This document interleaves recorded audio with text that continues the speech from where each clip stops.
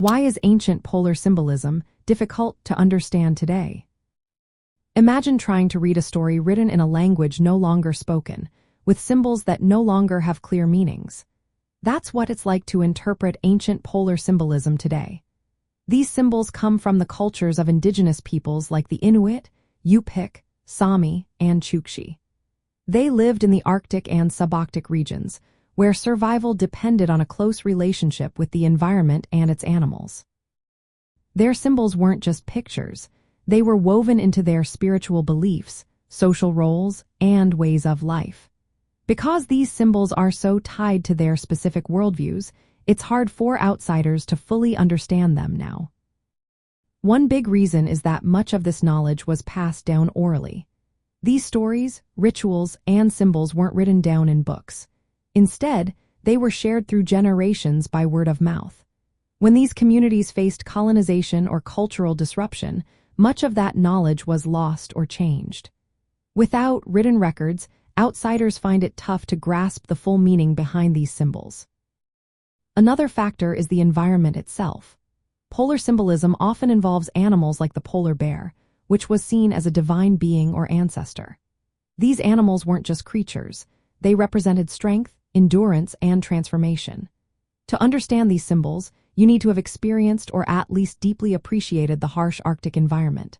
For many outside the region, that experience is hard to imagine, making the symbols seem mysterious or disconnected. Symbols in polar cultures are also complex because they serve many purposes at once.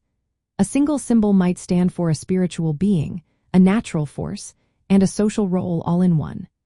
For example, the polar bear could be a totem animal, a guide for shamans, or a symbol of rebirth.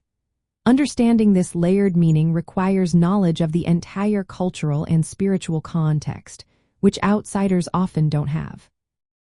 Language barriers add to the challenge. Many indigenous words and concepts have no direct translation into other languages. The subtle meanings, metaphors, and cultural references can get lost when translated, making it even harder to understand the original significance. Modern worldviews also play a role. Today, many see these symbols as just old stories or folklore. They're often separated from their spiritual roots and viewed as cultural relics. This change in perspective makes it harder to see their true importance and depth. Historical disruptions like colonization and forced assimilation also broke the chain of tradition.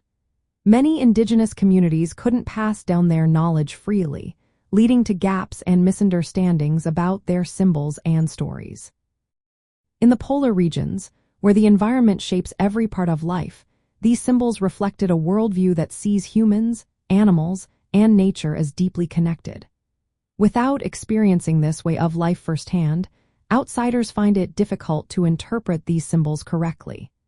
Because these symbols developed in isolated, harsh environments, they stayed local and didn't spread widely, adding to their mystery. To truly understand ancient polar symbolism today, respectful engagement with indigenous communities is key. Preserving oral histories and studying the cultural, linguistic, and ecological context helps us see how these symbols encode vital knowledge about survival, identity, and the sacred Arctic world. It's a puzzle that requires patience, respect, and a willingness to learn from those who have kept this heritage alive.